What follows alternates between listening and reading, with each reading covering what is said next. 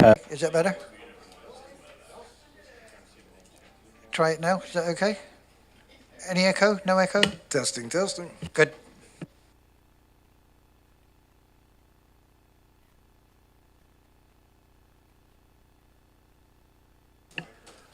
Buffering.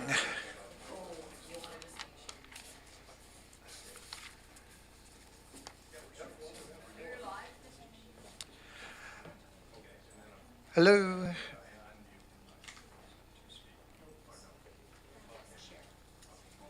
Okay, folks, we're live now, and we're going to start the meeting. So, welcome to the Electoral Area Services Committee meeting for Wednesday, July the 5th, 2023.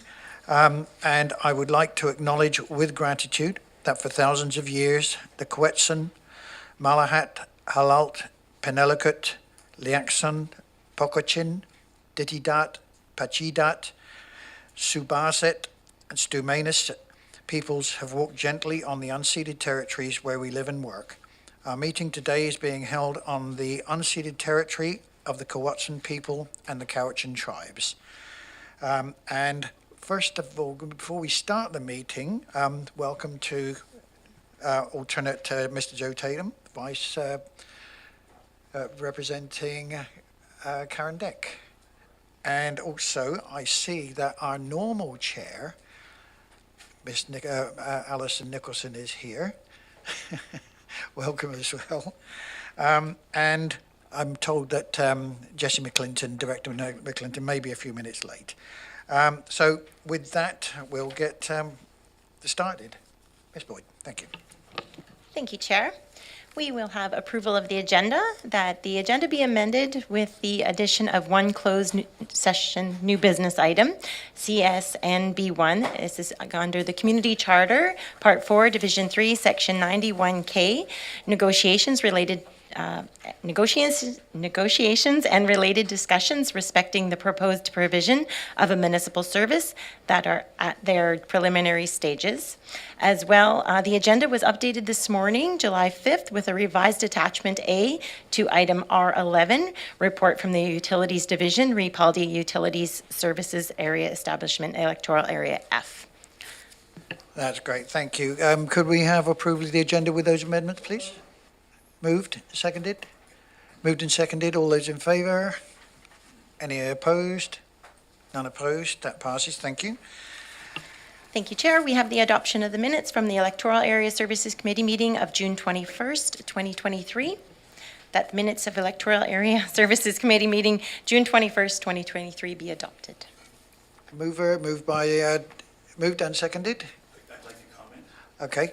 Comment, please, from Director Abbott.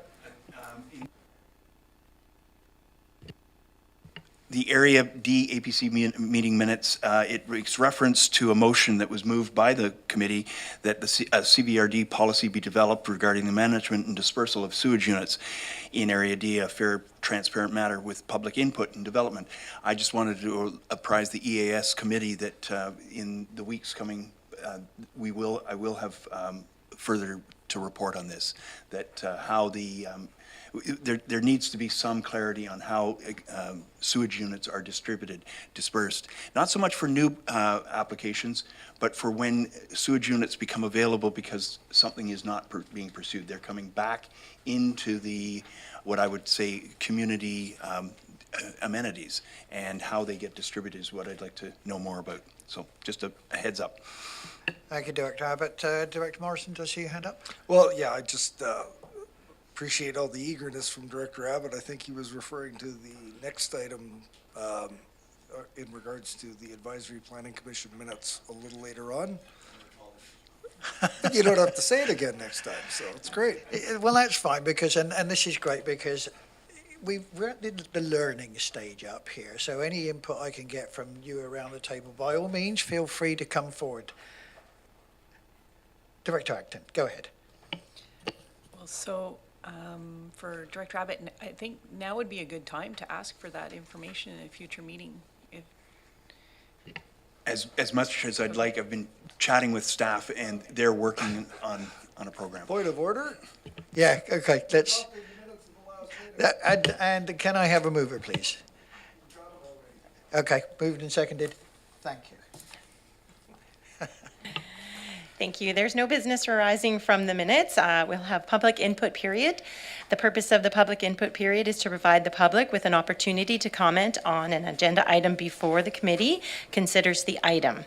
The public input period procedure policy provides the public input period to proceed in a timely fashion. And items, public input period items cannot include matters which are or have been subject to a public hearing. There is a total of 15 minutes allocated, and speakers are allowed 3 minutes max. Public input. Do we have anybody in the gallery that would like to speak?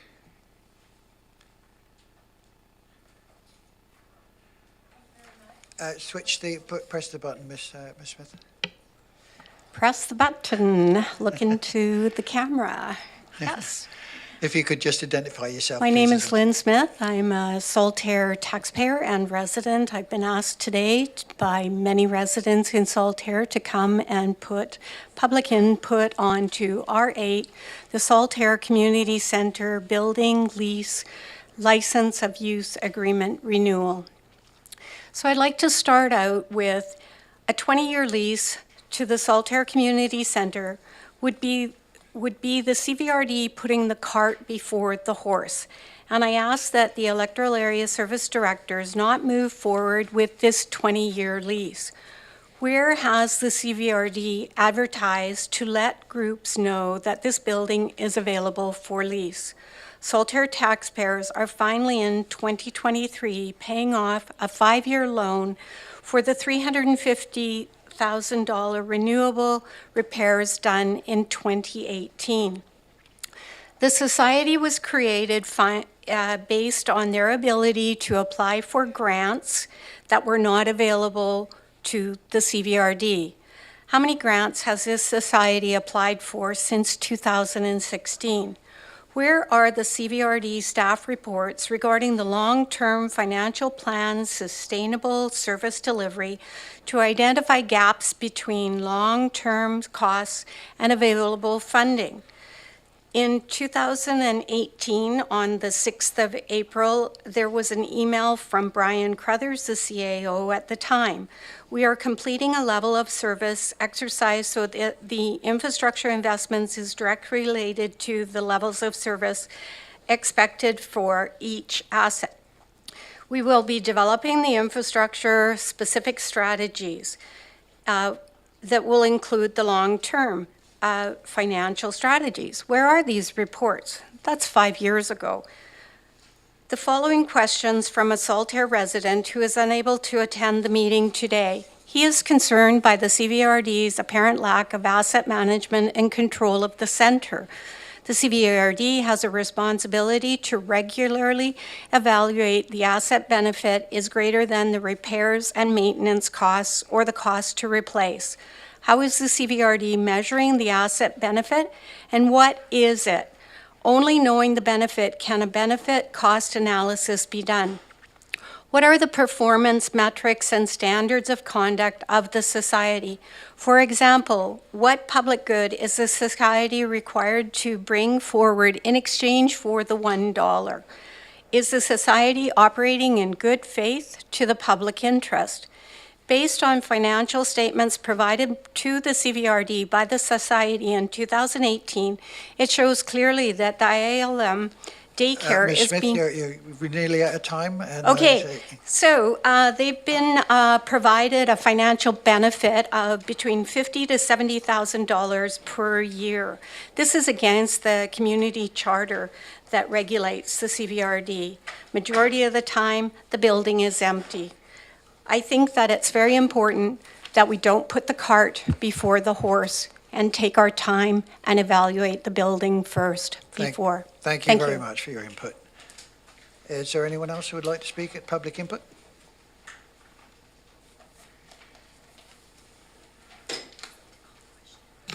All right, yeah, okay, sorry.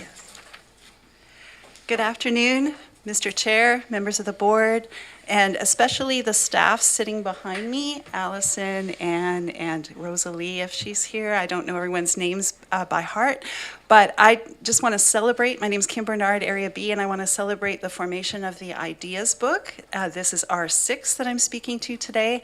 I'm excited to read that it's a living document, that it will be present at most gatherings, and as a community event organizer myself, I started reading our old OCP back in 2018 so I could better understand the dynamics in my community and how best to address and make use of the resources there. And so I was encouraged to read in the lessons learned that in-person and in-community is best in terms of public engagement, but I was also discouraged to learn that there's so far only 550 email addresses registered at planyourcowichan.ca, and there's much more work to do. And I believe people like me can help contribute to that work by getting the word out, by actually talking up this document. And so I'd like to leave with you some timely words from Doug Griffiths. He's the author of 13 Ways to Kill Your Community, and these are actually his concluding remarks. He says, "It's worth repeating that governments of all levels need to help develop the foundations for communities to build upon. They need to invest in the appropriate underlying community infrastructure. They need to reduce regulations and red tape to ensure economic growth. And they need to help communities share and exchange successful strategies to address challenges. Ultimately, the success of a community does not fall solely or even primarily to the responsibility of government and those elected leaders. The success of a community is the responsibility of every single member of that community, and that success is dependent upon the attitudes that prevail." And so in concluding, Mr. Chair, I would like to embody that attitude of possibility, of open communication, of friendly relations, collaborations, and knowledge sharing. And these are all values of which I'm proud to be a Rotary member. Thank you. Thank you, Ms. Barnard. Public input, we still have some time left. Is there anyone else that would like to contribute? Mr. Evans, welcome.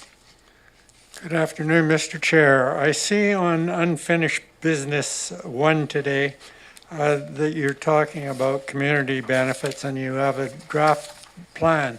And it was really great to see in the draft plan that they took in amenities that might complement our potable water, because our environment is really going down the drain with this hot weather. And so when you're looking at amenities, I always liked one of the directors who said, if some developer is turning something brown, then for an amenity, let's try turn something green to stop the browning of the regional district. We really need to protect our forest and our water, especially right now. It's good to see this on the agenda. Thank you very much. Thank you, Mr. Evans. Do we have any time left?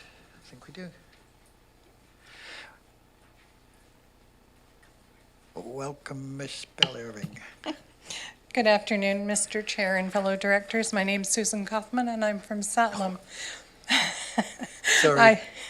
I would also like to speak to UB1. When it comes to community benefits, I think it's really important for the community to be able to realize a benefit in a timely manner. I know a development near my home was promised a connecting trail, and at least 3 years in, there's no sign of that trail being built. The land was donated, but there doesn't seem to be any funds for that to be developed. It's something that would be greatly appreciated for our community. And I think when you say we're going to get a benefit, let's see it, and let's see a time frame. Thank you. Thank you, Ms. Kaufman, and my apologies for getting your name wrong. Anybody else? Is there anyone else would like to contribute to public input? I don't see anybody. Okay, well, and one thing I've just been reminded, oh, here we go, one more. Hi there. Thanks so much. You just pressed it off. Press it back Oh, on again. You can Oh, it hear is me? on, sorry. Okay. My name's Fiona McIntosh. I feel very unprepared compared to some, but I just did want to speak briefly to our application. I'm the daughter of Mike and Ebo Plant, who, and I've been living. Can I just stop you there? Yeah. Your turn will come to speak when the application actually comes forward. Oh, if that's sorry. No, that's okay. That's okay. Okay.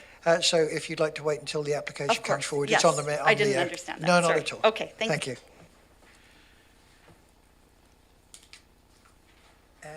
Anybody else for public input? I don't think so. And one of the things I've just been reminded of from our legislative people, thank you very much, Alison, we did not vote on the question of the minutes. So could we approve that, please? We did move and second it. All those in favour? Anyone opposed? None opposed? Good. We're getting there. Thank you very much. And next. Thank you, Chair. So we have no delegations and no correspondence. We move to number 7, information, Electoral Area C, Cobble Hill Advisory Planning Commission minutes of June 15th, 2023.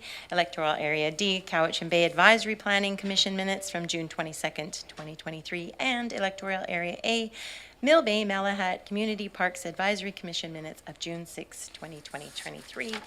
For information. Thank you very much, Ms. Boyd. And that is for information. I don't think we have, do we have any comments on this one? I think.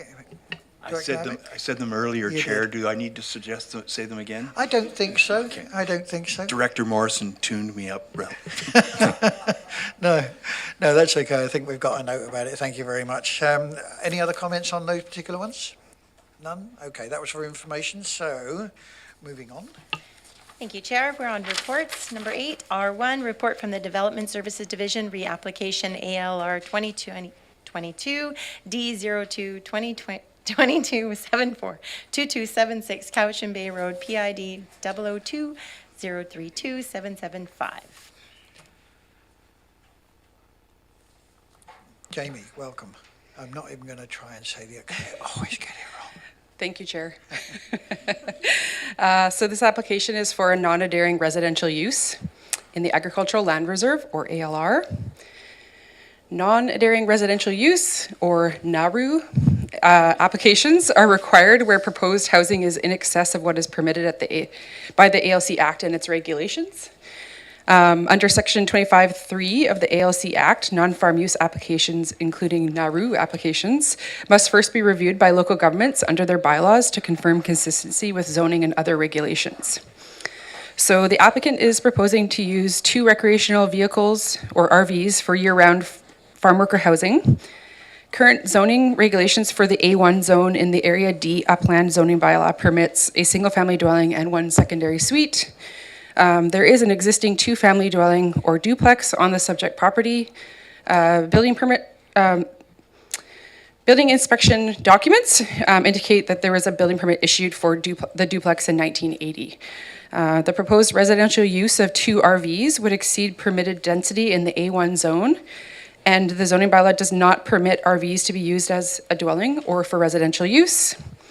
RVs are permitted for temporary residential use only under specific circumstances, up to 12 months at the time of construction of a permitted principal dwelling, among other conditions. Next slide, please. Staff have indicated in their staff report that it's unclear at this time, based on the plans provided, whether the RVs are sited on the subject property, and the applicant has not provided an updated plan at this time. The CVRD ALR applications policy provides clear direction for non-farm use applications and where they may be forwarded to the ALC. 1, if they comply with the CVRD bylaws, or 2, if the necessary bylaw amendments to allow use has received at least first reading. At this time, no rezoning application has been provided or submitted. Staff have provided a list of considerations if such an application were to be submitted. Next slide, please. So as stated in the staff report, the proposed residential use of 2 RVs for year-round farm worker housing does not comply with CVRD bylaws, nor with the BC Building Code, and therefore staff are recommending option 1. Thank you, Director Abbott. Thank you. But first, can I ask, is the applicant in the room or online, please, to answer any questions? Not online. Nope. Okay, Director Abbott. I'd like to speak to this topic. The applicant, Alan Nikiforuk, makes a compelling case for the need for on-site staff 24/7, 365 days of the year, to perform hourly monitoring of leading-edge aquaculture technology for a test site for future growth. However, there currently exists, as staff have told us, an approved duplex unit on the property. The rationale offered by the applicant to a question from the ALC about the existing residential structures is there are currently 2 guest houses with a total of 3 bedrooms that are being saved for private investors and international engineers so that when they come for short-term stays, they have an enjoyable guest experience. Our staff is not going to require pampering, but simple rest and comfort. The 2 trailers will be sufficient. I urge the applicant to reconsider the intended use of the existing duplex for on-site staff and find alternative off-site temporary quarters for private investors and international engineers. Accordingly, I recommend we adopt staff's recommended route, which is to not forward this to the ALC due to non-compliance with CVRD bylaw number 3705 and the building code. Moved and seconded. Any more discussion? Seeing none, all those in favour? Okay, moving on, please. Yes, thank you, Chair. R2, report from the Development Services Division, reapplication number DVP 2022 B02 1817 West Shawnigan Lake Road, PID 000715956 and 000739634. Ms Woods, go ahead. Thank you, Mr. Chair. So DVP 22B02 is a development variance permit request to vary the electoral area B zoning bylaw to reduce the setback from a water course from 15 meters to 7.1 meters for the renovation of an existing single-family dwelling. The subject property is comprised of two parcels on West Shawnigan Lake Road with 1 single-family dwelling straddling the interior parcel line. Consolidation of these 2 lots is a condition listed on the DVP. Based on the current survey, the existing dwelling is located 7.1 meters from the high water mark of Shawnigan Lake. That existing dwelling was permitted through a 1986 Board of Variance decision. In 2022, the applicant began construction to add 2 dormers to the roof to increase the living area, square footage, above the existing foundation. As the addition increased the floor area, within the setback area, it increased the nonconformity in relation to the zoning bylaw as well. Thereby, a variance is required to finish construction of these roof dormers. All work has stopped and the applicant has been working with staff since the stop work order was placed in 2022. Next slide, please. And option 1 is before you, which is staff's recommendations. And I do believe the applicants are online. Thank you, Ms Woods. And the applicant is online. Can we hear them? Do you have any comments to make? Yes, we're online and no comments. Okay, thank you very much. I'll turn to the Director of the area. Director Acton. Thank you for the presentation. I'm curious, with this variance request, is there anything that we can do to ensure that the waterfront riparian is protected? So through the chair, there will be a development permit required as well. Well, I believe I stated in the report that it is exempt from riparian area protection regulations as everything is taking place above the existing foundation. That QEP who provided a letter stating the exemption has also listed some recommendations. So we will be putting those recommendations in place through the development permit process, which Ms. Charoff will have the sign off on. I guess my question is more like, here we have an applicant who I think is really fortunate that the CVRD is not taking this opportunity to make an example. Because surely, you know, I hear people will have negative comments about the CVRD, hard to deal with, or something along those lines if they just have something small. But this is clearly something where they should have gotten a development permit first when you add a whole floor. And so I think, we are where we are. And Can I make a comment to that? I don't, Not at this time. Okay. so now the applicant has a request, which is fine. I understand they have a request. But do we have the opportunity to ensure that the riparian isn't taken out, or in some way it's made better, like right along the foreshore, along the lake? Because we often see a renovation, usually new owners, and then a plea of ignorance and all the riparians ripped out. So I'm just wondering if there was a way to have some kind of extra barrier to ensure that doesn't happen. So through the chair, nothing is really coming to the forefront right now for me. I do think, through that development permit, we could put conditions in line with our guidelines in place as conditions of that development permit. And I mean, from being on site, the riparian area was fairly well intact. The property itself was fairly naturalized. Was not a lot of clear cutting. There was quite a bit of vegetation in the riparian area itself. But we could look at, if there's any enhancement planting that can be done. Yeah, so basically to do a landscape security deposit, we would need the qualified environmental professional to provide a planting plan with a cost estimate of that planting plan, and then we would take deposit based on that cost estimate plan and in accordance with our bylaws as well. I don't know if Ms. Pressman has anything else that she would add in terms of that, but that's what comes to mind at this time. Yeah.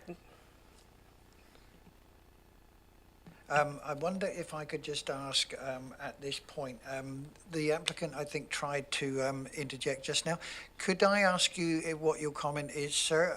And just remind you that we're not having a debate here. If you could just answer and be brief, please. Yeah, for sure. Sorry, I'm just a contractor that was involved in the project. I just wanted to make it clear that the client didn't go in here and trying to add a second floor. They started with some lipstick work. They opened up the roof and they found a bunch of rot. And they were put in a position where it was leave their property open, unsafe for a period of time, or try to improve it. Nothing in regards to the riparian zone has been touched. Like, we haven't done any work on the outside of the property. So I just wanted to clarify that it's not homeowners trying to claim ignorance and add a second floor. It was, hey, let's do a small improvement. It turned into a bigger improvement, and they were kind of stuck out. Do we sit here for 6 months and wait for CRVD's approval, or do we, kind of walk away? So anyways, that. Thank you very much for that, Director Acton. Your follow-up?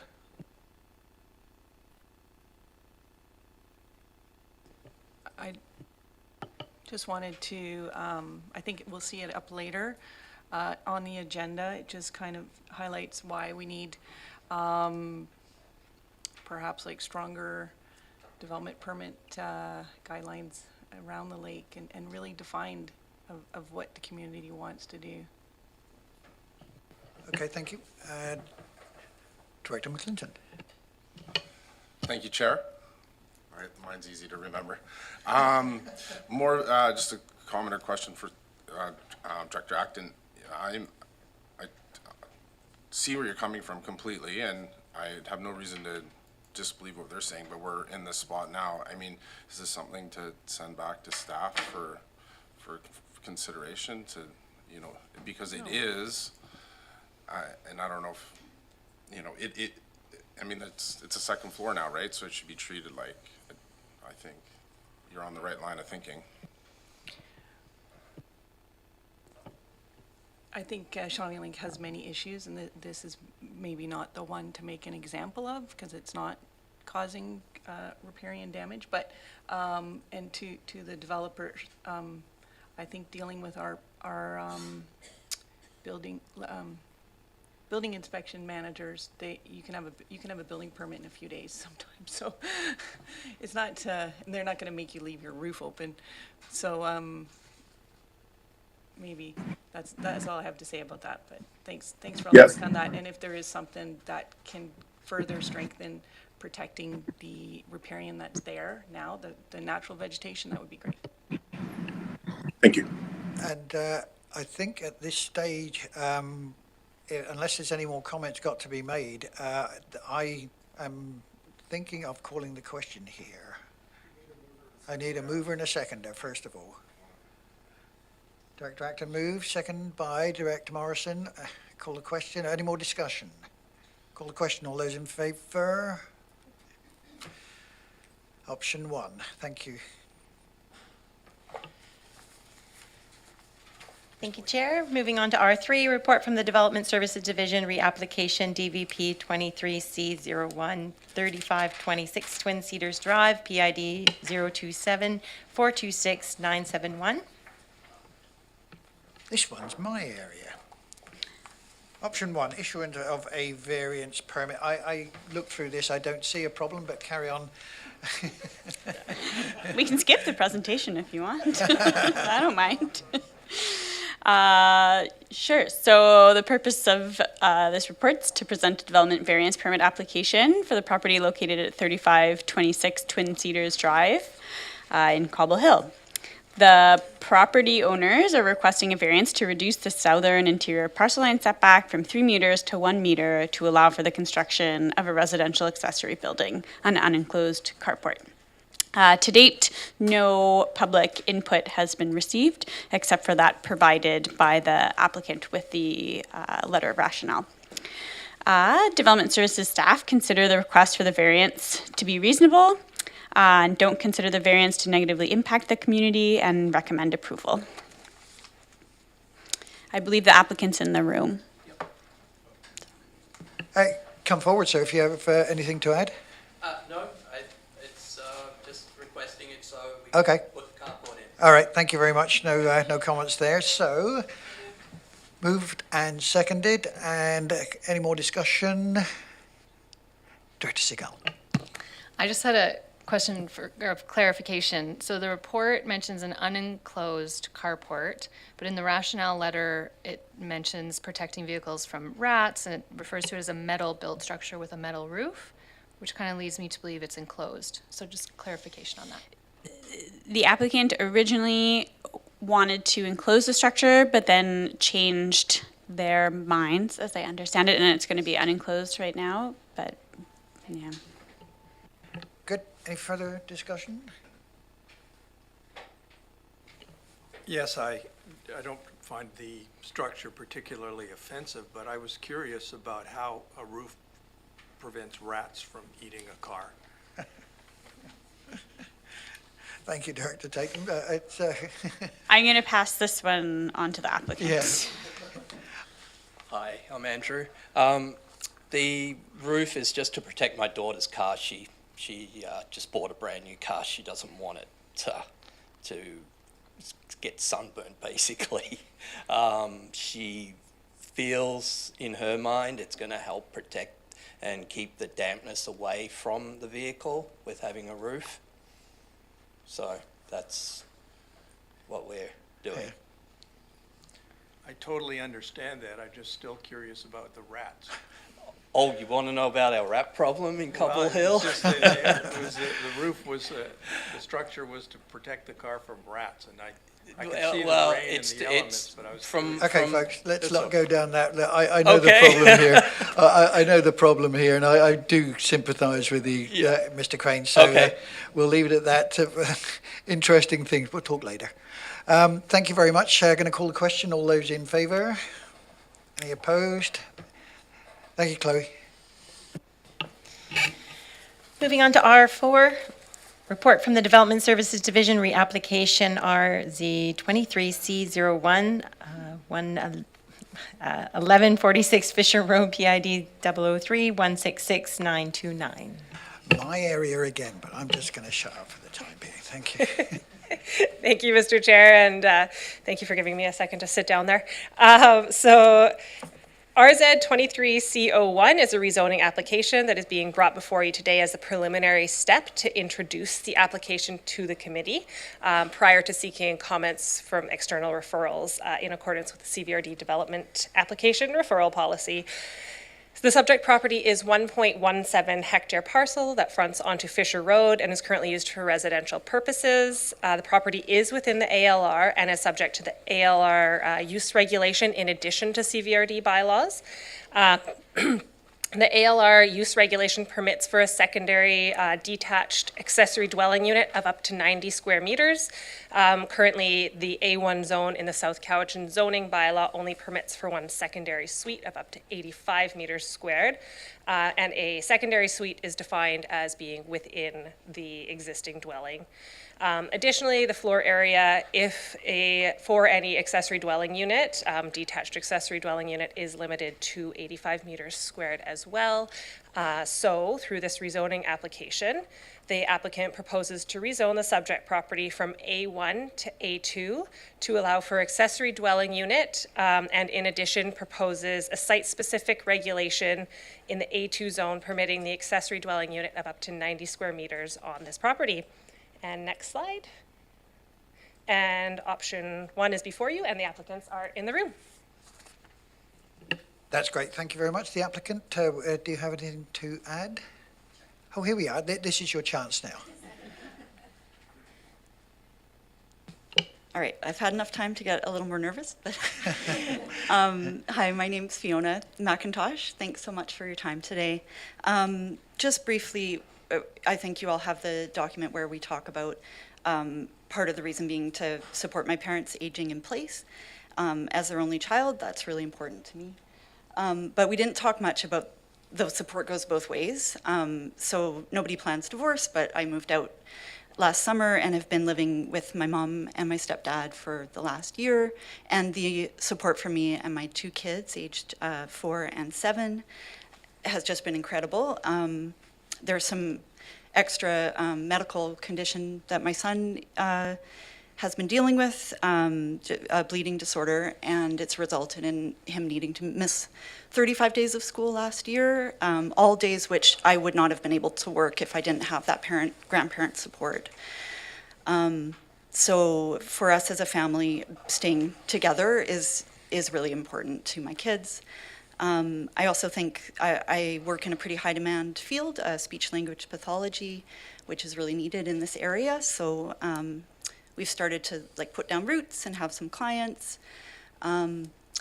Also, just to speak, I don't know how all this process works in detail, but if we can ideally move forward on this plan sooner rather than later, if it is accepted. The 2 kids and I currently share 1 bedroom, which is lovely and cozy and also hard at times. So we're all really hoping this will work out. And thank you for your help with this process. Yeah, thank you, Fiona. I have a speakers list here, and I'm going to speak on this one first, if that's okay, because one of the things that comes to mind here, and I've got some notes here, the OCP supports a wide range of housing, including housing for special needs and seniors that allows the ability to age in place. That to me is a very important one, especially with the things that are going on with housing in all our areas right now. I personally would prefer to see option 3, which is be prepared that a amendment bylaw be prepared, but we'll let things go on as we are here at the moment. I have Director Morrison. Go ahead, sir. Thank you, Mr. Chair.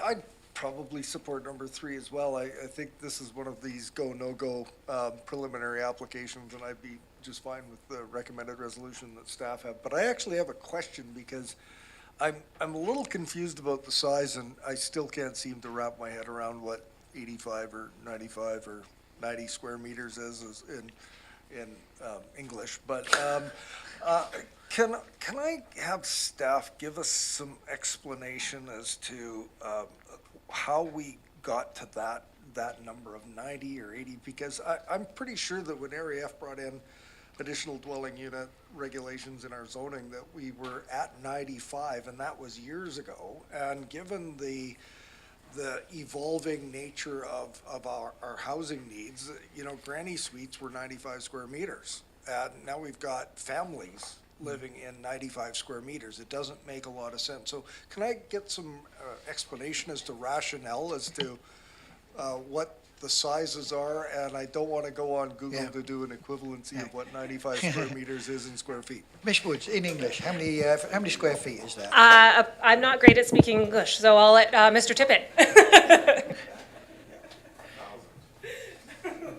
Yeah, something like that. Hello.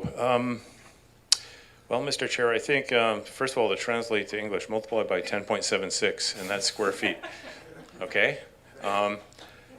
The origin of the suite sizes in the Cowichan Valley, I did some research on this a while ago when I was writing the report for Area B and later Areas A and C, and the first version of the bylaw that permitted suites allowed 50 square meters, which is around 576 square feet, I think. You can check me on that, for a suite that was attached to or within the building, and then a slightly larger size of 65 square meters, which is roughly 714 square feet, I believe. He is checking me, that's not good. And for the freestanding ones. And over the years, as Director Morrison noted, there became demand to increase the sizes because of the limitations that those small sizes imposed on the occupancy. And so they have evolved, and I think, I might be wrong here, but I think in one location we're up to 105 square meters. I know in Area F it's 95, I think. And we have been moving in that direction. So the numbers have evolved, I guess is the way to put it. Some of the bylaws still have the smaller sizes in them, one or two of them, and some are, as I say, as large as 105 square meters. Yeah. So there isn't really a lot of science behind it. I think the intent is, or was, to meet a need of the time, and if the need is evolving, the number should evolve. That would be my conclusion. And that 90 meters is the maximum that's allowed at the moment? Well, it's sorry, Director Morrison, I'm I think it's 85 in Area D, is it? It's Area 5 in Area A and C right now, but 90 square meters is what's permitted in the ALC. Okay, thank you. Right, okay, so the important point in this case being it would have to comply with ALC Sure. rules, so 90 would be the maximum in Director that case. Morrison, I'm sorry, and Ms. Woods, you're back again. Okay. There's, Director Acton, go ahead. Thank you, Mr. Chair. Yeah, I sympathize with everyone, and I agree this seems like an easy approval to sit with. But my question is, if there was like a rezoning for this, can we not rezone it to, so I'm assuming that this property has a large tax exemption? So right now, oh, it is on. Through the chair, right now it is residentially assessed. There's not a lot of agriculture happening on it, so there wouldn't be much of a tax exemption, I imagine, although. None. Yeah, so if, I think we should just do option 3, just to save staff the time and the applicant the headache, and let them get on with their life. Are you moving that, Director Acton? I don't, has one been moved? Nothing's been moved? I haven't moved it, not yet, no. The recommendation is option 1. I would prefer to move option 3. Yeah, I'm happy with option 3 unless staff sees any issues with doing that, then, okay, yes, move option 3. And seconded? Second, moved and seconded. Any more discussion? All those in favour? And approved.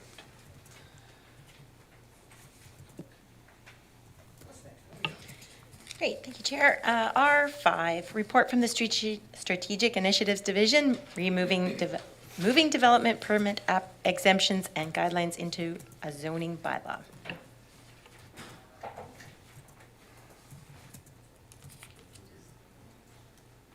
Ms. Breen.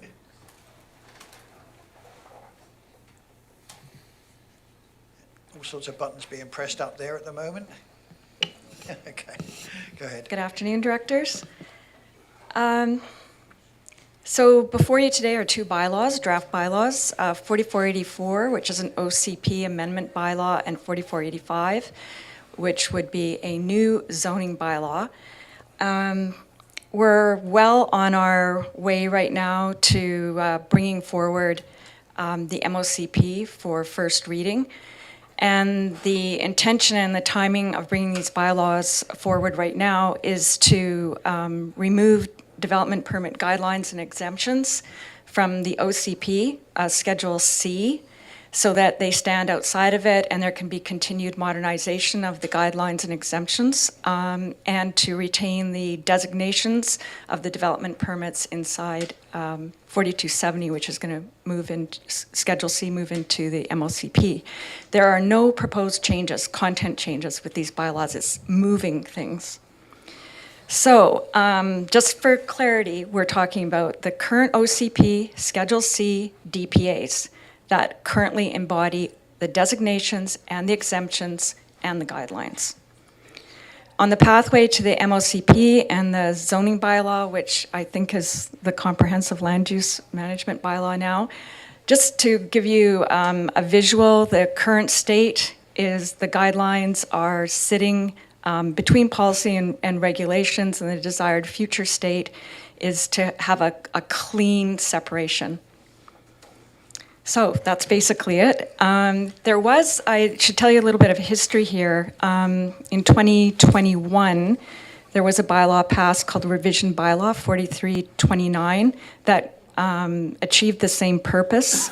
That was already approved by the directors. This is updating that bylaw as it needs to be, as there have been a lot of changes in that period of time. But in essence, the intent of moving these has been there for several years now, and this is just advancing that. So the recommendations in front of you today are to give first reading to 4484, to consider, because it's no CPA amendment, it's legally required to consider the solid waste management plan to ensure that there's consistency, which there is. Referrals to the school districts, first reading of 4485, and then a public hearing. Thank you, Ms. Breen. I'm just going to go backwards very quickly here. Sure. Did we supposed to read out option 3 before we voted on it in the last one? Because we did vote on it, and I do apologise if we were supposed to read it out. Is it? We're okay, good, okay. Sorry, Ms. Breen, I was just getting it straight in my own mind here, which parts I'd missed out kind of thing. So, a discussion on this. I think I have Director Morrison. I appreciate Ms. Breen coming and presenting today because I've got a little bit different understanding of what's being proposed here than what I read over the last couple of days. So perhaps you can help to clarify. So in looking at can you pull up the diagram where you've got that one there? So are we considering the development permit regulations, or I guess I should use the proper term, guidelines, as not regulatory, so to speak? My understanding was when this was initially being proposed is they were in the OCP, they were going to be attached to zoning. And then if the reference to a change or whatever, we would just be required to change the zoning and not the OCP. Now, that may be a misinterpretation on my part, but when I see that they are simply guidelines, they're not embedded in our laws, or are they going to be embedded in our laws through zoning as opposed to our OCP? Is that a rough understanding of what's being proposed here? Through the chair to the director, that's correct. So no change in contents. Guidelines are one of the DP guidelines generally are considered in between policy and regulations. They can sit in OCPs or in zoning bylaws. And so they're not really considered in terms of their identity wherever they sit as a true regulation or a true policy because of the nature of them. So No change. What this will allow is that the zoning bylaw isn't ready yet to hold them. So this provides a house, so to speak, its own zoning bylaw, rather than amending every single zoning bylaw. And when the zoning bylaw is ready to be advanced, they will then be included in the zoning bylaw, whenever that time comes. But they are generally considered between policy and regulations. Follow-up, Director Morrison? So thank you for that. That's helping to clarify things. So the other benefit I thought by moving it out of OCP and into zoning was that we wouldn't necessarily be in a position to have to amend both the OCP and the zoning. We could just amend the zoning as long as it was consistent with the OCP. Was that an additional benefit that we would expect from this? Through the chair, yes, correct. Happy, Director Morrison? Good, thank you very much. Very complicated, isn't it? Director Acton? Thank you, Mr. Chair. Yeah, I think I'm more confused now. So I'm wondering if these guidelines include, so for example, in Area B, in our OCP, there's a guideline that says if you build outside of the containment boundary, a rezoning outside of the containment boundary has a 40% land dedication. And so something like that, those kind of guidelines are gone. Are we gonna put those in here, or what happened to those? Through the chair to Director Acton. So for clarity, the only thing that's being moved are the guidelines and exemptions in Schedule C DPA. And we are not losing them, we're just moving houses, so to speak, from the 4270, the HOCP, and the zoning bylaw isn't ready yet. So instead of amending every single zoning bylaw, they're going to be contained in its own zoning bylaw. And but in terms of other guidelines outside of the DPAs, nothing's changing there. So in the future, when we're housing them and they're attached to the zoning, do you see different guidelines for different areas? Or is it just going to be all for Cowichan Valley? Through the chair to Director Atkin, once these are established in their own zoning bylaw, and the work is happening under community planning, that might be one of the avenues that's taken that as a possibility. There could be variations. They exist within the DPA guidelines right now, where it will say it applies. In this case, it applies to A, B, and C with the exception of H, for example. We see that type of thing currently in the guidelines. Director Acton? Okay, any more questions? This one, I think, is for information only, or are we voting on it? So, yeah. So, call the question. Moved, don't we have a mover? Got a mover, got a seconder. I'll get there soon. All those in favour? Any opposed? None opposed. Thank you, Ms. Breen. Thank you. Okay, what's next? That was R5. We are on R6, report from the Strategic Initiatives Division, Local Area Plan Step 1 Engagement and Communications Plan. Ali, go ahead. Great, thank you. Thanks, everyone. All right, the Local Area Plan Step 1 Engagement and Consultation Plan presented for you today. So just a reminder for context that the local area plans form Schedule B of the OCP, and that the local area plan sequencing report was presented to the committee in December 2022, and there was direction to proceed with Step 1 future visioning, and so that's what this report is presenting on.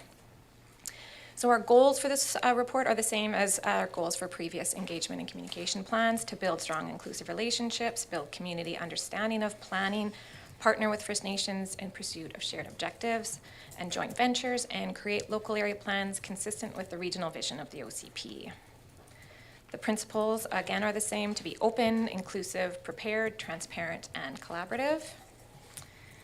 We are not starting from scratch on this. There's established momentum based on our engagement that we've already that has already occurred in the development of the local area plans. We had the virtual events in the spring 2022, Advisory Planning Commission meetings, and also our community circles. And then more recently, the in-person ideas fairs had a station devoted to local area plan priorities. The community and the APC supported the following local area plans. So as you see them on the screen there, Mill Bay, Shawnigan Lake, Cobble Hill, Cowichan Bay, a combined DE local area plan for Eagle Heights and Cooks Isle Business Park, Satlam, Honeymoon Bay, Missachi Lake, Saltaire, Diamond, and a separate plan for North Oyster, and then Yubo Mead Creek. The local area plans will also build on previous and ongoing work. So there's been the 3 design charrettes that have already taken place, so we'll be incorporating those. Also the special study areas and other aspects coming from the OCP. There's also other bylaws under development, such as the view corridors in Area A, and the possibility of including amenities. So in terms of our communication, we've got these listed areas of communication, and I've got more on the next slide for print ads and social media, but we'll be using many of the same tools that we used to sort of promote. And then in terms of the engagement activities, we've got an all Advisory Planning Commission meeting, virtual September 28th. We've got 7 ideas fairs and an online survey.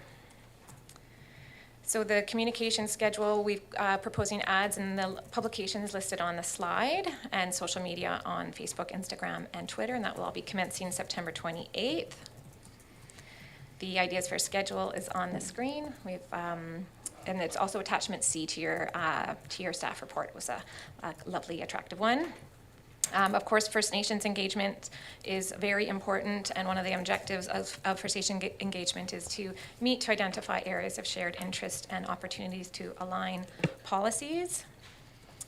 And finally, the outcomes, we're going to update the ideas book based on the previous ideas fairs and have that available for the upcoming ideas fairs, and then we will be completing a future vision statement for each of the local area plans. And the recommendation is to approve the E&C plan. Thank you. Thank you, Alison. I have had really good feedback from the participants and the facilitators that have been used on the Ideas Fair and the Ideas Book. So good work on that. Thank you very much. So discussion I have. Okay, Director Abbott, first of all. Through the chair to Ms. Garnett, the dates that you've listed for the various meetings, do we start to put them into our calendars, or will you send those out after this recommendation is approved? Yes, thank you, through the chair. We will send them out once this plan is approved. Yeah, thank you. Any follow-up, Director Abbott? No? Director Segal. Yeah. Thank you, through the chair to Ms. Garnett. Thank you so much for using social media. I think the promotion that you did for the last round was great, and I think it's the most important part with this kind of community outreach. So I was glad to see the Valley Voice on your little list there, and there's a local Shawnigan publication. Like, I wonder if there are other kind of smaller publications that locals are really attuned to, and they get mailed out already, or I'm not sure. There isn't one for Area A. But just to put a little plug for those. And then I'm wondering if there's a plan to grow that Plan Your Cowichan mailing list. And yeah, what is that plan? Thank you, if I may, through the chair. Yes, we have looked at various publications. I think the ones that we've selected are the ones that have the sort of the broadest reach and sort of are established in terms of what we do publish our ads in. There was a loss of South Cowichan, so that was something that's unfortunate. But I will look into another one in Shawnigan Lake, and we do really rely on directors to sort of use their networks as well to sort of spread the word. And we will be providing you the full social media schedule. So again, you can promote that way. In terms of Plan Your Cowichan, yeah, we'd love to. We are trying to always promote it. I mean, I think even the opportunity with the farming community recently to have that Plan Your Cowichan as the platform upon which farmers were commenting on the agricultural policy report. Like, we are sort of building it in lots of ways. and we will just continue to do so. And it is continuing to grow. I think that's sort of an important point too. Just a quick follow-up. I think I signed up for that a while ago, and so my memory's a bit foggy, but I just popped to, it would be great if just like on the first page, there was like a sign up here. If that was like really obvious. I seem to remember having to go through like a few steps before I was able to put in my email. So that's just a little snippet. Got it. Thanks. Director Nicholson is next on my list. Thank you.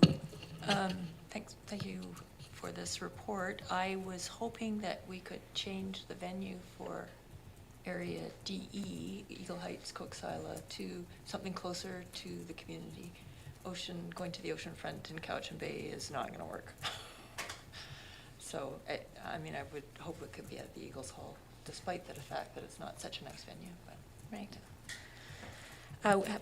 We can look into that and report back. Good. Thank you very much, Director Nicholson. Okay, next on my list, Director Acton. Thank you. Yes, I was going to mention the Shawnigan Lake newspaper goes to 3,500 homes, and it's Shawnigan and Cobble Hill. Okay. And so your ad is maybe $150. So that's a pretty good turnout. Thank you. And I also have a question for, so the initial community engagement that happened was around 9 pillars, 8, 7. It was kind of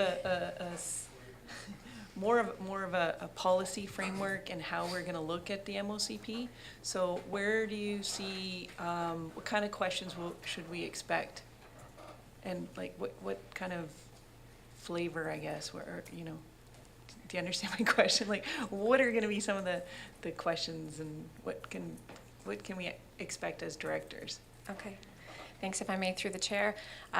So the focus of these ideas fairs are on creating a vision for each of the local area plans. So really sort of harnessing the creativity and vision of the community members to sort of craft that language. We will also have the story map, which was an excellent, really interactive feature of the OCP with all the land use designations. We will have the project videos running. We will not have a presentation like last time. It'll just be the same sort of open house style, more sort of interactive table work will be going on. And then potentially looking at other sort of identifying community priorities and potential local community amenities as well. So that's sort of the extent of what we've got so far. We won't have all of the policy goal, the 8 policy goals from the modernized OCP will not be as dominant. So it'll be focused more on just the individual local area plans. How will you use the charrettes? Like, will they help guide questions or? Yeah, thank you. Yes, we have charrettes for 3 areas, and we are actively working now to find the best way to incorporate them. Some of them are quite new, some of them are a little bit more dated. So we don't want to rehash anything. The community's already done a significant amount of work in crafting those. So ideally building on them. The local area plans boundaries don't always coincide specifically with, like the LAPs are bigger than what the charrettes generally focused on, but it did deal with those core parts of the local plan areas. Good, thank you very much. I have on my speakers list Director Morrison, McClinton, Markman and Tatum. So Director Morrison first, but very quickly on the question of charrettes, I did get something through myself from Coralie. Thank you very much for that, where they are preparing some really good presentation stuff there. So thank you for that as well, Coralie. Director Morrison. Thanks. I think staff are probably already anticipating what I'm going to suggest, that you know, we have to go meet the people where they are, and asking the residents of Area F, and I'm sure my friend over there in Area I is thinking the same thing, to come to the Cowichan Lake Rec Center for the event is just not on. So I would look to ask staff to consider an Area F event in either Honeymoon Bay or Massachi Lake. I know the Ideas Fair, we're was surprisingly well attended in my community last time, and this is about making sure we're going to the people that it's affected and who would like to provide the input. So I'll leave that with you. Thank you. Yeah, it seems to be a common theme coming through here. Let's localise everything so that we do have a truly local input on that. If we can, that would be great. Next on my list is Director McClinton. Thank you, Chair. And great presentation, Ms. Garnett. I'm just here to heap some praise on you guys. Honestly, I've got a few other comments, but I've watched you give your presentation a few times. I've been a part of some of the open houses, and just sort of you guys are incredibly patient and knowledgeable, and just how you interact with the community. And I know that in my area, I think some folks were feeling a little left behind, and you guys have done some tremendous work catching them up and where things are headed. So really delighted with the work you guys are doing, and yeah, just keep moving forward with it. Just two quick things for comment first, and then a question. I would recommend, and I can put you in touch with the president of the SDRA, the Saltaire Residents Association. They changed their name. They have handy little signs next to every mailbox, and if you want a big turnout, that's the way you do it. So I'll connect you with them. And I'm just curious about Thetis. I know we don't really govern their land use, but is there anything that we should be considering, around just having them more involved? I know it's a tough question. Yeah. Oh, sorry, I thought you were. Yeah, but I'm just wondering what you think. No. Yeah, thank you. If I may, on that point, Islands Trust is responsible for the planning of Thetis Island, so it would really fall to their planning department to sort of, address the planning needs. Done, Jesse? Thank you very much. Director Markman. Thank you. Just a quick test. You can hear me okay? Great. Just thank you for this. And just a quick question around, see you mentioned surveys. And from my area, is there any possibility of doing paper surveys or having access to that? I noticed on the front desk of the CBRD today that there's a survey available that way. Thoughts? Yes, thank you. Through the chair, we could have paper surveys available at the ideas fairs, and perhaps as I'm reporting back on all of these other options in terms of locations, we can report back on that. A lot of it comes down to a budget and resources, so perhaps I could get back to you on that. Thank you. That's the only one. Thank you, Director Markman. And last on my list, Director Tatum, alternate Director Tatum. Thank you. I just want to reiterate what my colleague, Director Morrison, said about having the event in Yubo, Mead Creek. We had a good turnout at the Ideas Fair, and I know, having attended both, that they had a good turnout at Honeymoon Bay, and I think that having it at Lake Cowichan is kind of like having it in no man's land. So I would hope that you would be able to accommodate us both. And I know Director Deck also would be very appreciative of a local event. Message received. That's great, and I don't think I've heard Lake Cowichan described as no man's land before, but Thank you very much, Ali. Thank you very much, Coralie. You're doing great work, and especially I'll just reiterate what Director McClinton said as well. Thank you very much for everything. There is a recommendation on here. Moved and seconded. Call the question, unless any more discussion. Call the question. All those in favour? Lovely, thank you. And I'm going to call a 10-minute break. Come back, please, at just after 1:45. Thank you.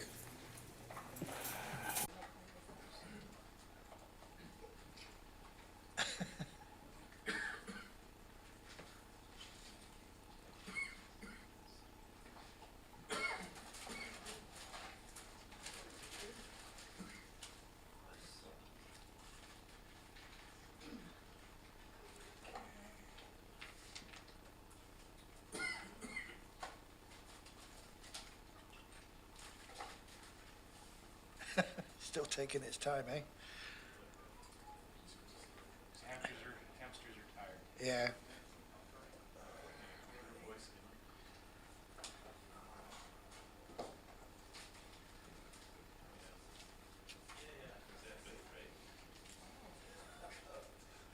Doesn't normally take this long at all.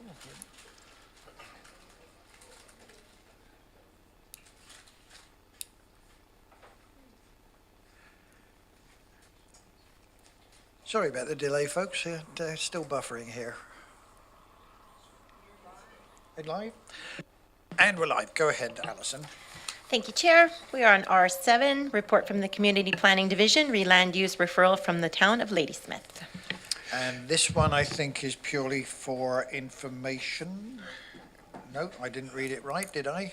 Mr. Chair, it's a referral from the town of Ladysmith, asking us whether we have any comments on proposed development variance permit in Ladysmith Harbor. Staff report, I think, speaks for itself. My recommendation is that we just send it back without comment. So moved. Seconded. Any more discussion? One, Director Abbott? I want to ask Mr. Tippett, can we trust the planner from Ladysmith? I hope so. I think so. Yes. I'll take that as a yes. Call the question. All those in favour? Wait, Director Wortman has his name. Oh, does he? I haven't got my little screen up here. Hang on a second. Sorry, Director Martman, go ahead. My apologies. No, you're muted. Can't hear you. Absolutely. Well, at first glance, this seems to be a quick one. But I do have a couple of questions on behalf of citizens of Area H that live across the harbor, and we'll be looking at these structures. And these structures are going to be about, I gather, 200 meters off the shore of Ladysmith. Is that correct? Mr. Chair, yeah, that's approximately correct from the Ladysmith side. From the other side, like the Area H side, in other words, the east side of the harbor, is probably more like 300 to 350 meters in a straight line. The site's kind of directly west from Woods Island, I believe, but there are properties north of there, like past Page Point or whatever it's called now, that would see it. And I think they're probably more like 300 to 400 meters in and up, distant from it. And a follow-up, if I may? Yep. Thank you. And thanks for that, because I think we're eagle-eyed over here in Area H. And so, even the small thing like that, I'm going to get comments from the people that live along there, I'm sure. And I've sat there myself and looked over. I think the concern that would be raised is this water lot or marina going to expand further into the harbor, closer to Area H, or is this the extent that they can go?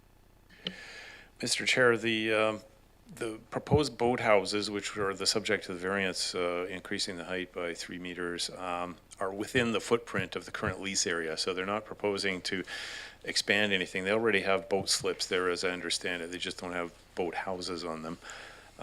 In the event that there was a proposal to expand the marina further towards the Area H side of the harbor, I expect that would be a rezoning and an entirely separate process, and anyone from Area H who deems their interest affected would be given an opportunity to speak to council about it. Director Martman?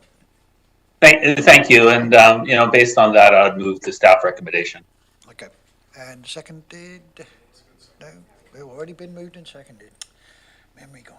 Thank you very much. All those in favour? Any opposed? None opposed? Motion is carried. Next, Ms. Boyd. Thank you, Chair. R8, report from the Parks and Trails Division, Saltaire Community Centre Building Lease License of Use Agreement Renewal. I'm going to move to the director of the area. Oh, I'm Good sorry, afternoon, I'm looking Mr. at the Chair. wrong places here. That's quite all right. I'd say for the most part, the report is self-explanatory. Certainly happy to answer any questions, but we have gotten a written request from the Saltaire Community Society for a renewal of the lease, and their interests are to look for a longer-term lease, similar to what we have with some other groups in other electoral areas for longer-term tenancies in buildings where the value and the efforts of these volunteer groups are putting a lot back into the community, and gives them the opportunity for longer-term planning and seeking of funds to continue the operation they're doing there. So their current lease expires at the end of this year, so they're requesting formally of the CVRD a renewal and looking for a 20-year renewal term.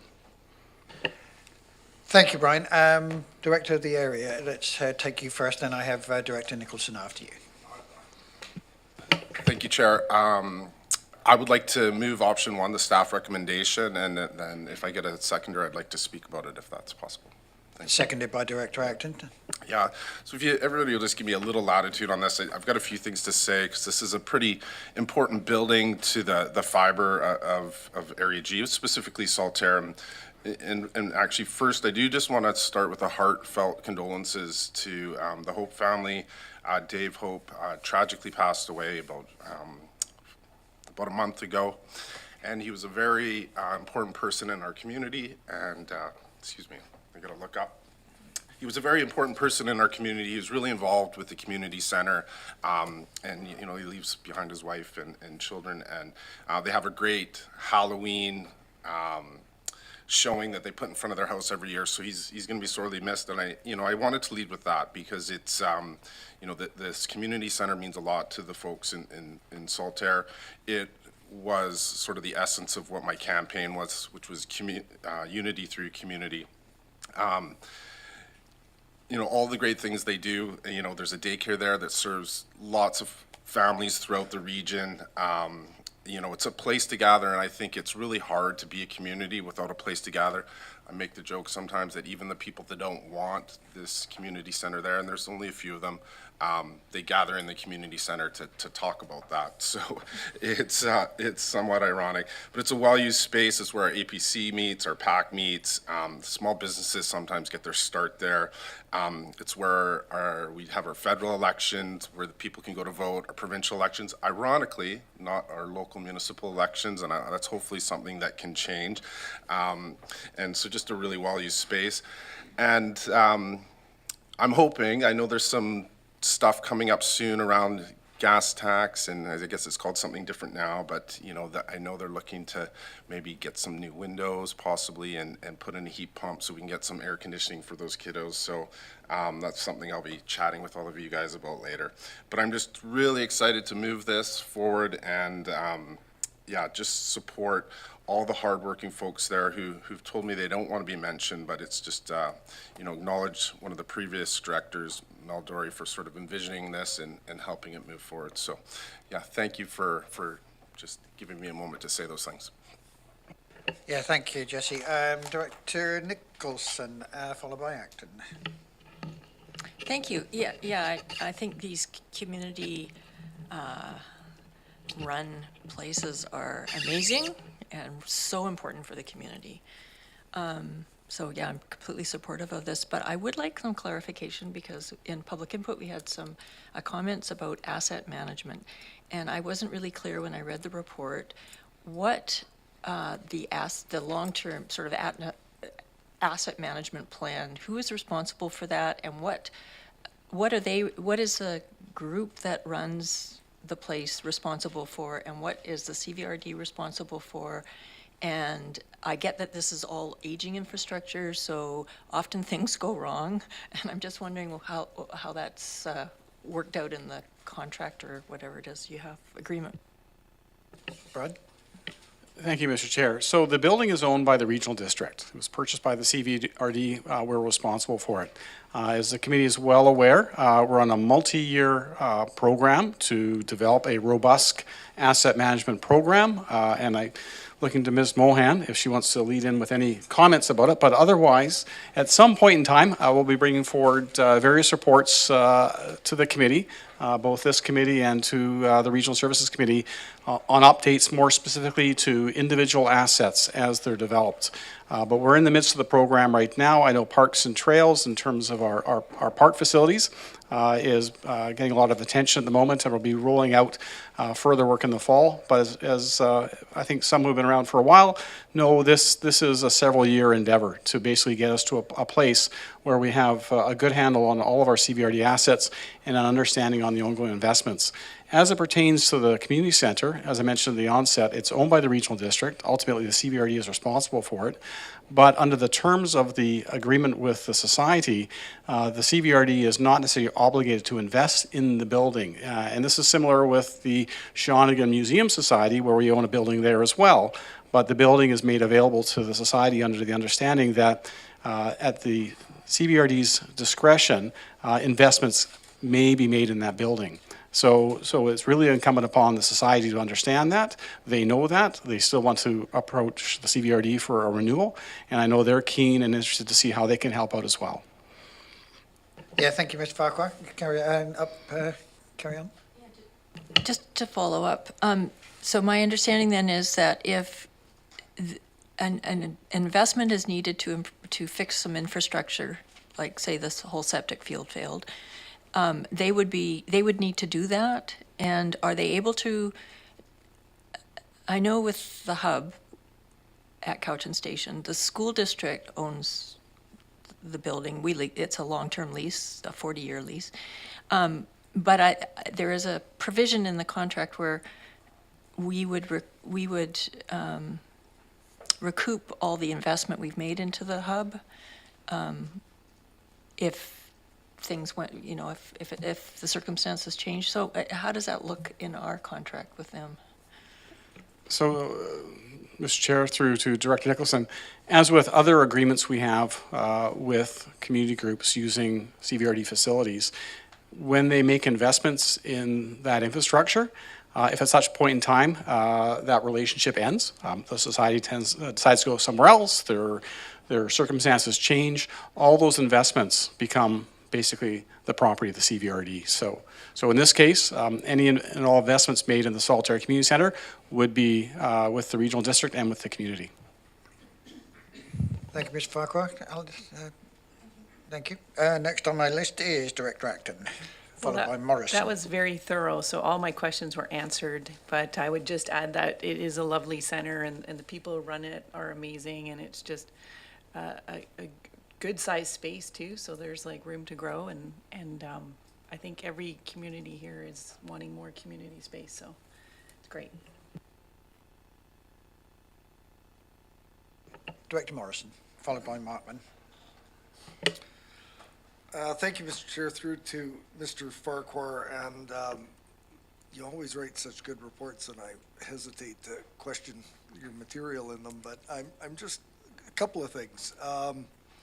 Before I get to the questions, it's kind of neat that we've got such a variety of arrangements within the regional district because, this is a model that's, seems to be working. We've got very different scenarios in both Yubo and Honeymoon Bay where we've got societies that are putting on programs but are not operating facilities. And so that variety, it's nice to have that flexibility and it's not a one-size-fits-all, so a good thing.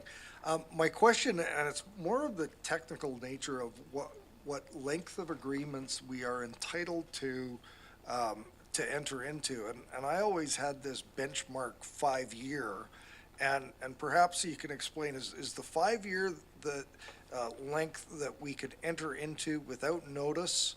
If we choose to enter into a longer term lease, that's where the public notice is. And the third part of that is the public notice simply of our intent to do it, or are we inviting public comment on the proposed length of term? And I may have a follow-up, but let's start with that. Mr. Chair, through to Director Morrison. So on the first element in terms of the length of a lease, it's all around the financial obligations and commitments to the regional district to on the undertakings of that lease. So if it's a longer term lease, it's similar to long-term borrowing where we need to get public assent. In this particular case, because we are not attaching a financial obligation of the regional district into the lease, other than making the space available as is, i.e. we're not funding or offering to fund beyond 5 years, the lease can be longer than 5 years because it's not a financial obligation of the regional district. The second element, and I'm looking over there at our lead services folks to make sure I get it correct, it's a letter, basically it's a notice of intention to let the public know. Follow up? Yeah, that's kind of what I figured. And my other question is I get the certainty, and everybody's wanting certainty today, and the 20-year term makes sense to me. And given the cancellation provisions of the contract, is there? Did you look at? I know you looked at a 5-year and possible renewals. Is there merit to look at a 10-year? With a 10-year sort of automatic renewal, or was it clearly the intent that the society was looking for 20 years? Mr. Chair, through to Director Morrison, it was bringing forward what the society requested, which was a 20-year term. Thank you. Thank you, Director Morrison. Next on my list is Director Martman. Thank you. And Director Morrison had some of the questions I had, and I am still trying to determine the interest of the CBRD 5 years versus 20 years versus the society's interest. But I think my question runs in trying to crystal ball the next 20 years and what we might be obligated as the CBRD. And one of the things that we heard about during regional recreation is the inclusion of more community centers at some point. And what happens? That's the crystal ball. What happens if the community wants this to be part of regional recreation, and how do we navigate that? Great question for Mr. Elzinga. I would defer at this time. This is probably something you want to broach on the regional recreation front, because at this point in time, it's dealing with a community parks asset in Electoral Area G, and we've got a group there that's occupying the facility now and is really keen to renew for a further 20 years. Certainly, negotiations and discussions can certainly happen in future. You're quite right, crystal balling 20 years out. Things can change and are apt to do on occasion, but that's why we have the ability to have further conversations. Director Martman, any more? Yeah, I guess that's my only sort of caveat to this whole, to the option that's put forward, is that I'm concerned about what it might create in terms of challenges in the future. I think you've more or less answered that one altogether. Thank you very much. Any more, Director Martman? No. All good, thanks. Okay. Just two things here. Is this place also used as the emergency gathering center or the emergency coordination center, if there was one? Can I ask where that center is for your area? Do you know? I Not would to be, put you on the spot. Yeah, no, it's okay. I better leave this to staff. Yeah. It's not though. It's not. Yeah. Okay. Do they have one there, Brian? Do you know? I couldn't answer that offhand. That would be something for your emergency management staff next time they're at the podium. Okay. Thank you very much. Any more discussion on this? Director, sorry, yes, go ahead, sir. Thank you. I've just got a general question as to the oversight of the society. Who does that? Is it just the community, or does the parks, or what happens if the direction that the society takes is not compatible with some of the objectives of the CVRD, and how is that determined? Go ahead, sir. Mr. Chair, so the overriding elements of the building lease agreements provide for what the use of the buildings to be used for by the society. So at the end of the day, the expectation is the society is going to be responsive to not only the building lease, but also the interests of the community at large in terms of the use of the facility and its value and benefit back from the community. So certainly I would anticipate that if a building is owned by the CVRD and is leased by a society or group is not being used as intended, we'd be hearing about it. And at that point in time, we would be approaching the group to have a friendly chat with them about what was occurring at the facility that we otherwise understood was not being done to what we were expecting. But that certainly has not been an issue in all the years I've been here with the CVRD in terms of leasing buildings or spaces out to community groups for use. And I would hope that that carries on in the future. Director Tateman, you happy? This leads on to one other question there that on the governance. Are these societies, and not just for this area here, but any society, do they have to produce annual reports to the CVRD, financial reports or anything like that, just as a oversight? Mr. Chair, unless it relates to our grant programs, Okay. not to my Okay. knowledge, no. Good, thank you very much. Just one more comment for Director Martman. I do have a crystal ball. In 20 years, I will look like you.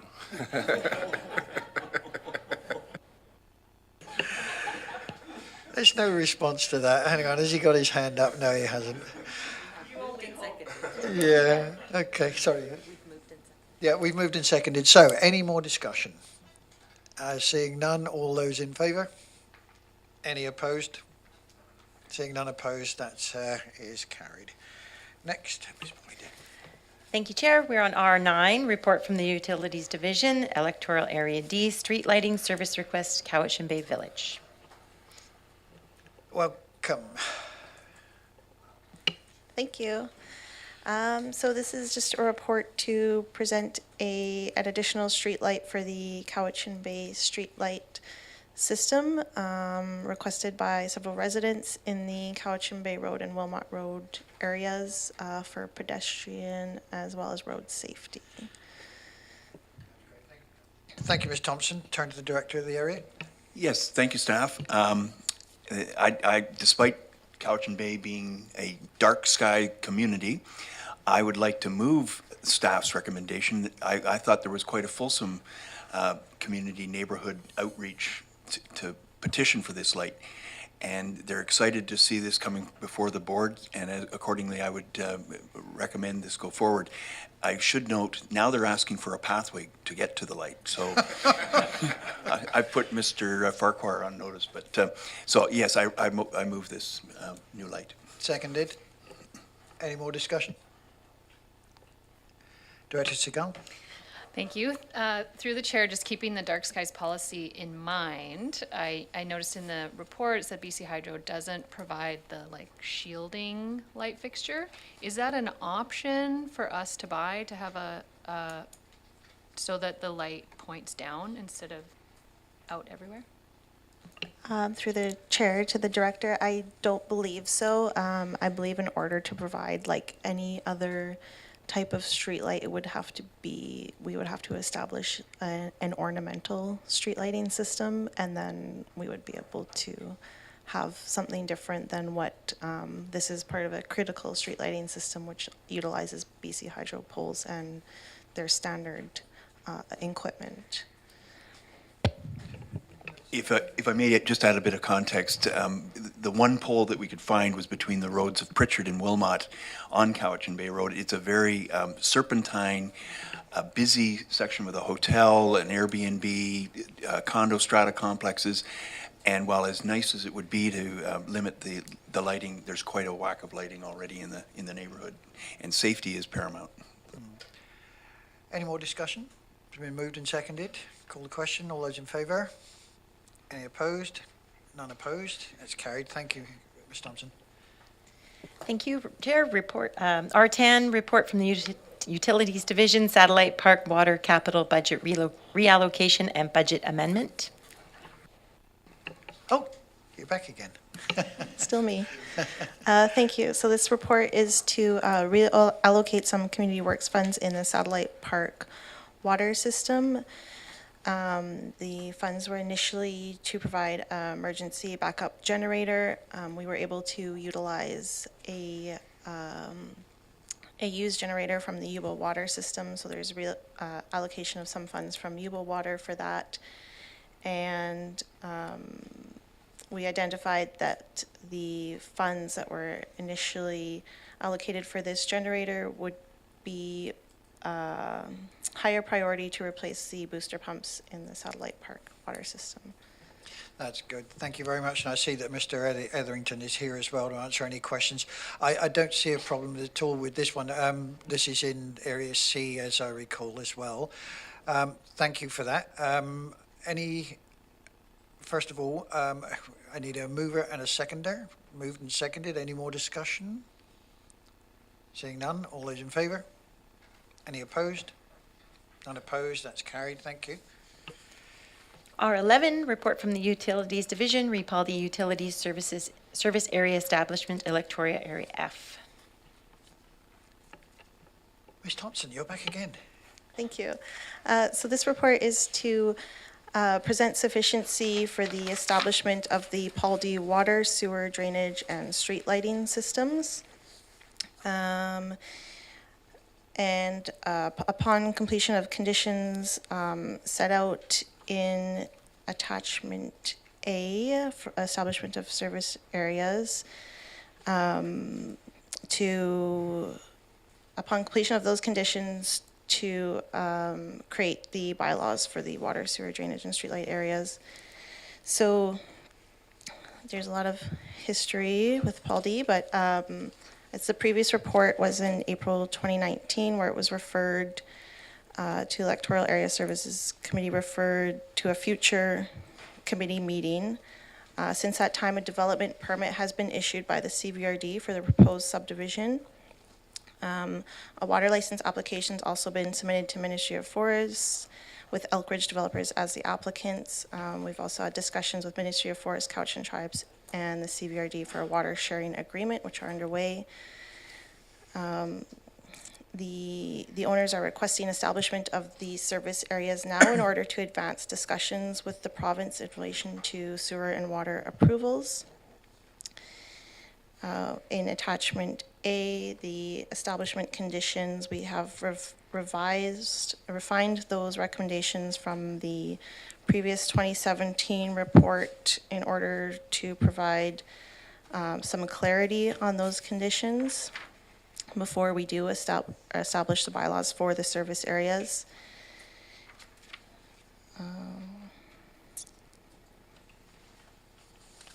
Yeah. Thank you, Ms. Thompson. I turn to the Director of the Area F, Director Morrison. Well, I'd move the recommendations. If there's a seconder, I'd speak to them, but you've got another director. Moved and seconded. Okay, thank you. This is technical housekeeping work that is required to further and advance this application. There's probably a greater planning discussion to be had around this, but given the nature of what staff have put before us, and I've read through the material several times, and I'm going to make a shameless plug that on Canada Day, I was at the Paul D Historical Museum grand opening, which was an incredibly well attended event. And I think that for the purposes of the efforts that staff have put into this, gosh, all sorts of staff, this makes sense as a next step. I think it's still going to be a long process, but I'd be supportive of this moving forward. Thank you. Thank you, Director Morrison. I have Director Nicholson. Thank you. Yes, I agree with Director Morrison. This is sort of a housekeeping thing about a very large comprehensive development initiative in Paul D. And I am just wondering, I'm feeling increasingly uncomfortable about how we get these little decisions that move us forward, but the overall zone and development, I think, needs to have some. I think I need clarity because I'm just feeling very uncomfortable. From my perspective, the comprehensive development zone was set up originally to be developed as a comprehensive development, and so right now what's happening is just a little piece of it is moving ahead, and we're not clear about how and what it's going to look like in the end, but what it's doing is putting a lot of is putting, I think this first part is putting up 100 or so residents in a place that doesn't have any it's out in Poldy. It's not a compact, it's not following this compact, put your density where your development already is kind of approach. So this is a new village. Poldy used to be developed, but currently it's not developed, and we're talking about putting a big village there. But we're only so far have the work done for approximately 100 residences, I believe. And so it just worries me that it might end up where there's just 100 residences and not the complete community aspect of it, right? So we have 100 new residences out in the middle of what is essentially a very rural area without well, maybe with some servicing, and I know that Cowichan Tribes, as we've discussed, has so interest in the area. So I think we actually need to have a conversation to understand how this is going to move forward and how we can make sure that we get a development that provides the servicing that people are going to need without having to wait 20 years for it to happen. Thank you, Director Nicholson. Ms. Thompson? No. I don't blame you. Yeah, thank you, through the chair. I can add that with the establishment of these service areas, the intention is that, there's one service area serving the entire development, so that, as the developers, I guess these petitions were originally submitted by the Elk Ridge developers, and so further requests from other developers of the proposed Poldy development would expand these service areas rather than create new service areas. So the intention is just to have one sewer and water system for the entire development. Also, I believe that the build out specifically in relation to the water system will be in part at least dictated by the water sharing agreement and how the Ministry of Forests chooses to phase the water license as well. Thank you, Ms. Thompson. Director Morrison. So I'm really reluctant to go into some of the history, but I participated in some of this before I was elected, and as I said before, I think staff have done a pretty good job of untangling the ball of twine, and I think that it'd be more than appropriate for staff to be able to give us a bit of a history lesson and give us some inclination as to what's been involved in the work to date. And I heard Director Nicholson's concern about, the idea that there might be, 100 stranded sort of homes in the middle of nowhere. And I don't think the kind of investment that's being made in the infrastructure and the sewer and water facilities will ever, just be serving 100 homes. And even if I recall correctly in the nature of the contract and that has been developed with tribes, I think that it was somewhat limiting, or a request to limit by them to keep it to a smaller number and so that it would be phased. So I'm more than happy to, encourage staff to come forward with a staff report or with an update as to how we got to where we are here. And my read of what's been provided so far is that, while it may seem like a very complex file, I think staff have done a good job at distilling it down to understandable next steps forward. And I would look forward to perhaps Mr. Brown and other staff providing us with an update at another meeting. Thank you. Good, thank you, Director Morrison. And I don't see any other hands for discussion, so can I call the question? It's been moved and seconded. All those in favour? Any opposed?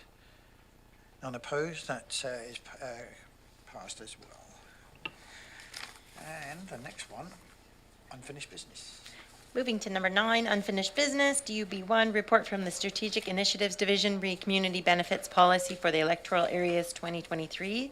This was postponed from the previous June 21st EA meeting. Yeah, thank you, Alison. Now, I'm going to turn to Director Morrison because we're going to have a slight amendment here that he can clarify on. Yeah, just recalling from memory, I'd like to sever the motion so that we consider the workshop in advance of the lead-in material at the beginning of the resolution. Thank you, Director Morrison. So in the recommendation, the part that Director Morrison is asking to sever is and that a workshop be held to provide a cost comparison on what the target rate approach versus the land lift approach, pros and cons, by someone with expertise. So we would discuss, first of all, having the workshop first before we move on to the second. So I need a motion to sever in a second. Seconded. Any discussion on that? None?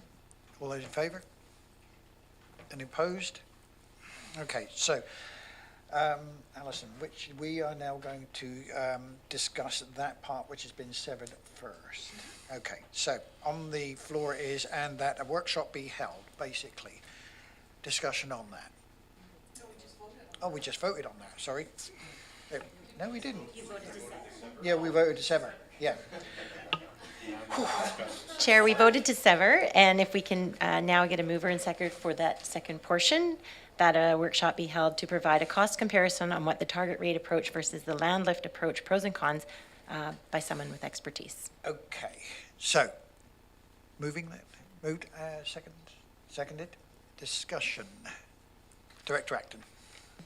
Yeah, I think it's a good idea, because I really struggled with this report still, just trying to visualize what I was agreeing to without any like solid examples or, and I think it's really important, and it's something that we've seen for a long time, that we really need something that's clear and can kind of help ensure that the community has development that is actually helping move the community forward. Thank you, Director Acton. And I see that Corley and Ali are standing up there, ready to answer any questions that we have. I have Director Martman. I'm going to take Director Martman first, and then we'll come back to you if that's okay. Director Martman, go ahead. Thank you, and I agree with Director Acton. I think my question is to staff is around, should we be a bit more enabling in the language rather than just pointing out to different methodologies? Should we expand it to other options for a workshop? That one I think is for you guys. Through the chair to Director Martman. And since the last meeting, we have conducted some research, and we've located some land economists that could come and give the workshop. And generally, that is the recommendations in terms of language, is to provide more flexibility in the policy. So yes, we've located someone and we could proceed. Thank you, Corley. Director Martman? Sure, yeah, but is it just the two methodologies that we should be looking at, or should leave that to the expert to bring forward options? Through the chair to Director Martman, generally those are the two approaches. What we have found in our research over time is that many local governments are choosing a hybrid approach. So we would give direction to the consultants, should the directors proceed with a workshop, to not only present these, but if there's additional options, that they would advance those as well. Thank you. Okay, Director Martman? Thank you. Thank you. That's good. So we've severed that. We've discussed. Anybody else? Director Segal.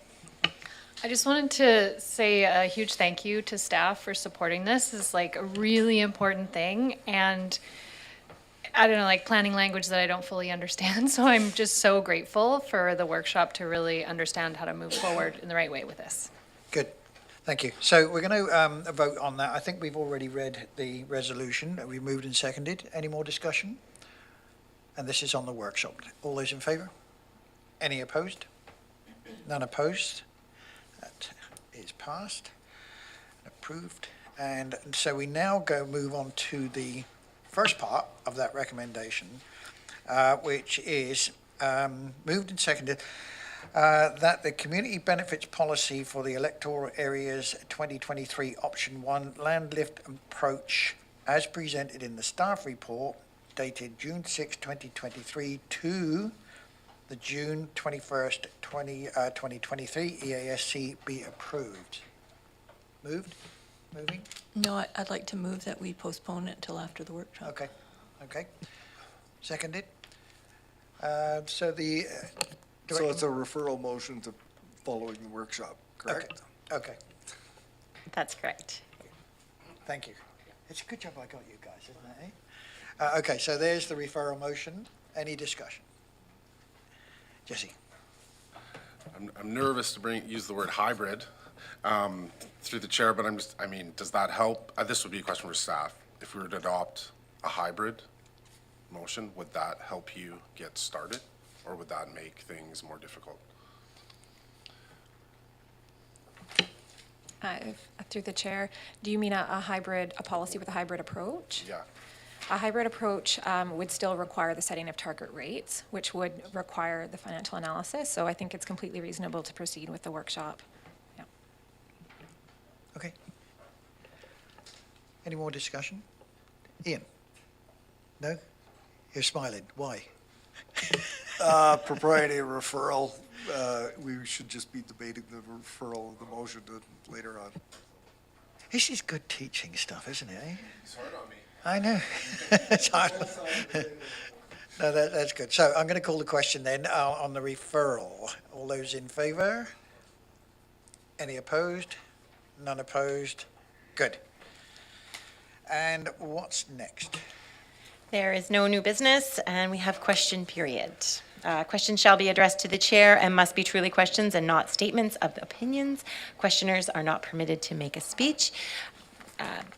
Questioners can ask one question to the agenda and one follow-up question. If there's time left over, you can ask of the chair of other items of the CVRD. Question period. Anybody in the gallery? Bearing in mind you've got a junior member here. Good afternoon, Mr. Chair. Kim Bernard, Area B, Shawnigan Lake. I'm going back to R6, I believe, which is the idea book, this living document, data that's been harvested by many willing participants, but it's now severed from the relationships represented by that. And I'm just wondering again how to boost engagement. So my question is, if each area director is liaisoning with the various groups in their areas, and supposedly would that would include email correspondence, perhaps that they've inherited from previous area directors if they're new, could that be utilized to boost the registrations at planyourcowichan.ca? Good question. And I see that Coralie's actually got up and left. But, I'm going to take this one under advisement. And I've got some notes here. And I've also got the questions on video here. Would you mind if I took that to Coralie and Ali and said, look, this is what's going forward there. Can I get back to you on that one? Mm-hmm. Would that be okay? Yeah, that would be okay. And that way we get the correct as opposed to my take on the matter. And Mr. Chair, I just have one follow-up question, Of which course. is in regards to the top lesson learned, which is in person and in community.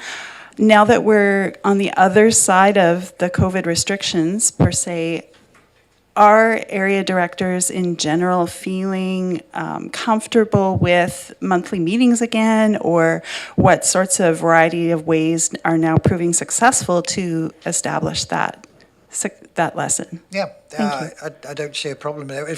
Speaking from a personal point of view, I'm all in favour of call them town halls, that kind of thing. Maybe not on a monthly basis, but certainly maybe on a quarterly or something like that. So I can poll the rest of the directors on this one, and again, I will make sure that you get a reply. Wonderful, thank you. Thank you.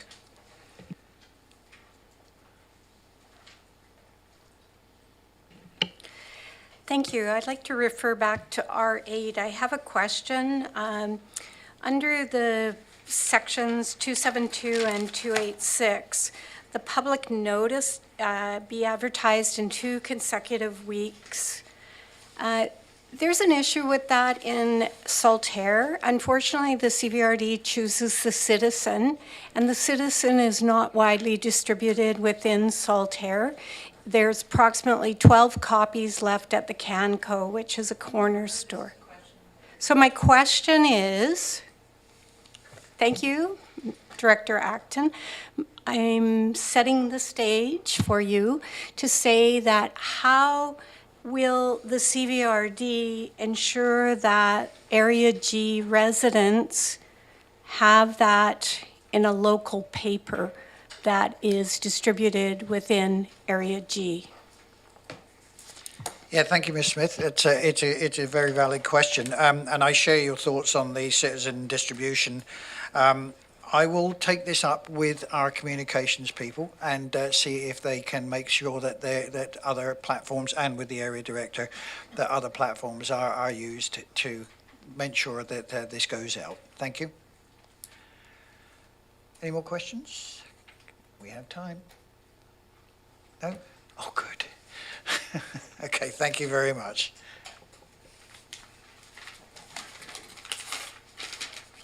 Okay, so next on the agenda is moving to closed session. Yes, thank you, Chair. Closed session, motion that the meeting be closed to the public in accordance with the Community Charter, Part 4, Division 3, Section 90, subsections as noted in accordance with the agenda. CSM1, the closed electoral area committee meeting minutes of June 21st, 2023. CSR1, law enforcement, subsection F, and CSNB1, proposed provision of a service, subsection 1K. So moved, seconded. All those in favor? Do we log out here and log back in again? Yes, please. Okay, all log out and log back in again. Thank you, everyone.